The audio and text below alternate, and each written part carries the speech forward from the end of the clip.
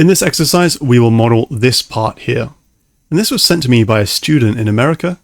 This was one of their CAT exams when they were studying at university. If you want to have a go at drawing this part yourself, feel free to refer to this drawing here. And for the remainder of this lecture, I will have a go at modeling this part myself. So in terms of where to start, we could start at any of these three bodies really. I'm going to start with the most complicated one though, which is this one here. It requires some unique and slightly complex sketching techniques. So let's go ahead and start a new design then. Let's first of all start off with this through hole then. Let's go C on the keyboard. Let's go for the circle tool. And let's do this on this plane here, the XZ plane. Let's start at the origin. And the through hole is, we've got diameter of 40 mil, press OK. And let's do the 4 mounting holes on this part. So to get these into the right position, I'm going to use the creation tool, and I'm going to go for rectangle. And let's go for a center rectangle, but I'm going to make this a construction because we don't want to take into account its profile. So if we bring this out by the distance between these mounting holes, which is so square 80, and then we know that each of the corner points of this square are these holes. So hit C on the keyboard, turn construction off, and let's get one of these holes in. That's got a diameter of 4 holes by 16 mil diameter.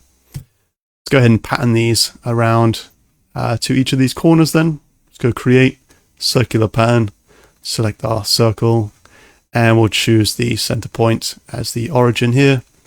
Let's go for a quantity, let's go 4. Okay, and that'll be revolved around 360 degrees. Let's press OK. That's looking good. And then from here we can get the walls which surround these holes here, which have the same center point. So let's hit C on the keyboard. I'm just going to start here again. Let's start at the midpoint, the center point there.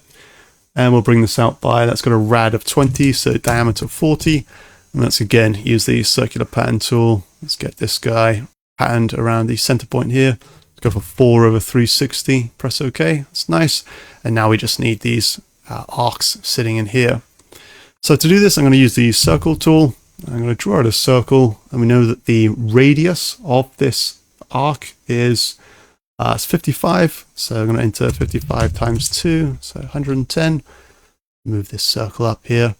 I'm going to make that tangential, so tangent constraint between this circle and this one, and this circle and this one. And then quite simply, we're going to circular pattern this circle, center point, origin, 4 over 360, press OK.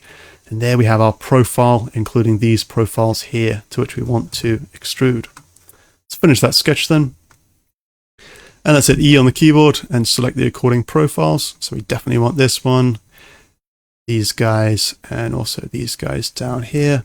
Let's just get a preview of that, make sure that's coming out correctly. Yeah, that's what we're looking for. And the distance, as per the drawing, is 20 mil. Let's enter. And there we go. We've turned that fairly complex sketch into a nice 3D extrusion. We've got the chamfer to do on this edge here, but we've also got the chamfer on the edge on the opposing flange as well. So we can do those in the same operation later. But let's continue then. So we've got this, we've got a pipe joining them together. Let's hit C on the keyboard. Let's do a sketch on this face, start the origin, and we're going to bring this out by, we've got a diameter of 60. Let's hit E on the keyboard and let's extrude that profile. Just draw that out. Yeah, that's looking good.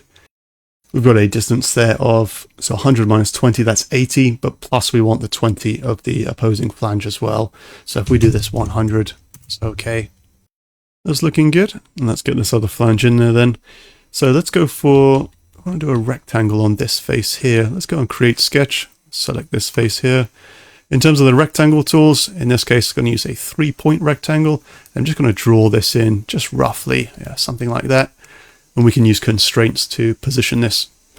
So let's go for the horizontal constraint, vertical constraint between this point and the origin. Also this point and the origin. And I want to bring this guy up and I want that to be made horizontal.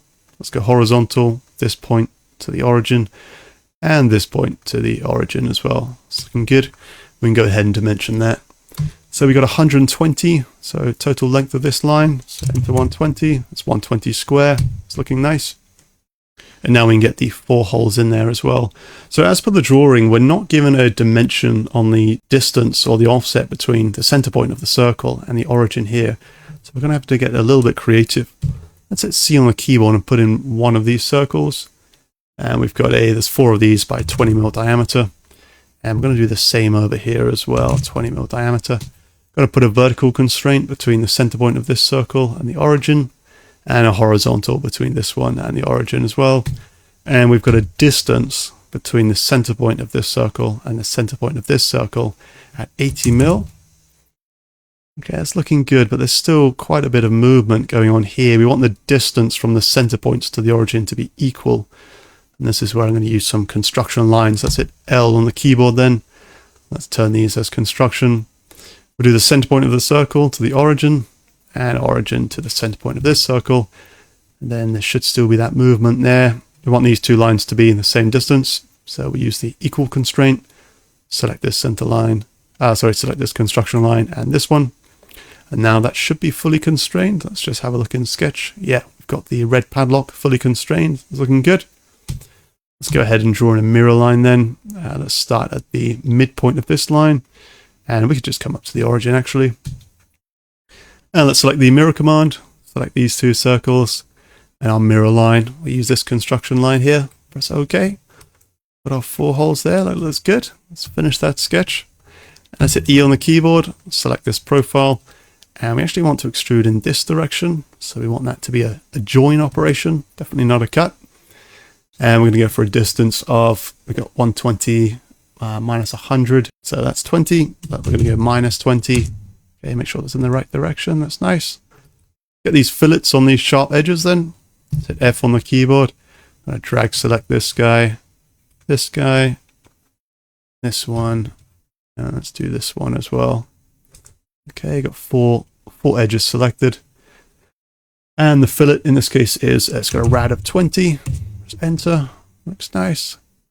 Let's get those chamfers in there as well. Let's go modify, chamfer, this edge as well.